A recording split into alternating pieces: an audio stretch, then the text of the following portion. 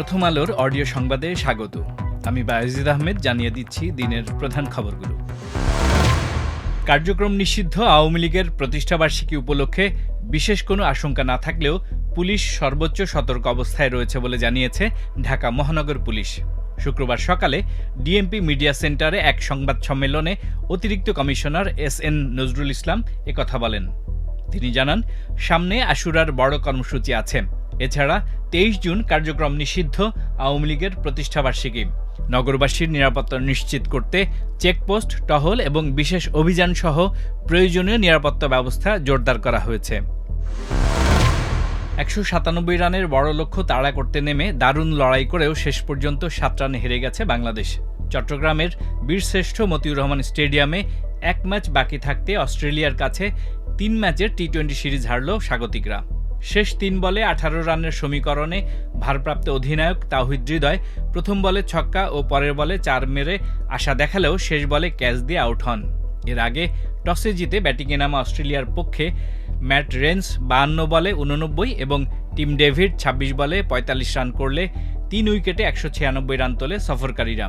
বাংলাদেশের পক্ষে সাইফ হাসান 42 এবং পারভেজ ইমন 36 রান করলেও তা জয়ের জন্য যথেষ্ট ছিল না। ঢাকায় ওয়ানডে সিরিজ হারার পর চট্টগ্রামের এই টি-20 সিরিজ নিজেদের করে নিল অস্ট্রেলিয়া। আগামী পরশু সিরিজের শেষ ম্যাচে মুখোমুখি হবে দুই দল। ডোনাল্ড ট্রাম্পের সই করা চুক্তি মেনে নিতে ইসরায়েলকে কড়া হুঁশিয়ারি দিয়েছেন যুক্তরাষ্ট্রের vice president J.D.. Vance. White হাউসে এক ব্রিফিংয়ে তিনি বলেন, আমি যদি ইসরায়েলের মন্ত্রিসভার সদস্য হতাম তবে বিশ্বে আমার একমাত্র যে শক্তিশালী মিত্রটি টিকে আছে অন্তত তাকে আক্রমণ করতাম না।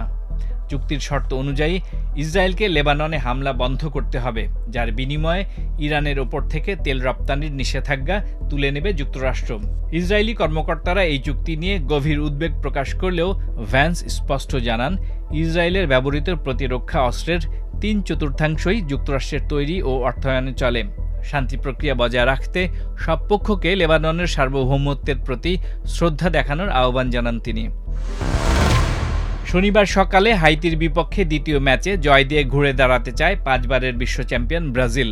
সে লক্ষ্যে দলটির শুরুর একাদশে কিছু পরিবর্তন আসবে বলে জানিয়েছে কোচ কার্লো আনচেলত্তি। ফিলাডেলফিয়াতে ম্যাচ পূর্ববর্তী সংবাদ সম্মেলনে তিনি বলেন, আমরা কিছু পরিবর্তন করব। খেলার মান আরও ভালো করতে চাই। আমরা আরও ভালো করতে পারি এবং সেটা করতেই হবে। মরক্কোর বিপক্ষে রাফিনিয়া ও কাসেমিরোরা সেরাটা দিতে না পারায় তাদের পজিশন নিয়ে প্রশ্ন উঠলেও কোচ নির্দিষ্ট করে কোনো পরিবর্তনের কথা জানাননি। বিশ্বকাপের মধ্যেই লিওনেল মেসির বাবা হোর্হে মেসির মৃত্যুর ভুয়া খবর প্রচার করায় আর্জেন্টিনার জনপ্রিয় লুজু টিভি তাদের পুরো টিমকে বরখাস্ত করেছে। গত 18 জুন একটি লাইভ অনুষ্ঠানের সঞ্চালক গম্ভীর মুখে ঘোষণা করেন যে মেসির বাবা মারা গেছেন এবং মেসি ক্যাম্প ছেড়ে আর্জেন্টিনা ফিরে যাচ্ছেন। এই খবরকে সম্পূর্ণ ভিত্তিহীন ও গুজব উল্লেখ করে মেসির পরিবার এক বিবৃতিতে জানায়, মেসির বাবা চিকিৎসকদের তত্ত্বাবধানে সুস্থ হয়ে উঠছেন। এমন দায়িত্বজ্ঞানহীন প্রচারণার জন্য প্রতিষ্ঠানটির সঞ্চালক সহ সংশ্লিষ্ট অনুষ্ঠানের পুরো টিমকে চাকরিচ্যুত করা হয়েছে। এই ছিল এখনকার মতো।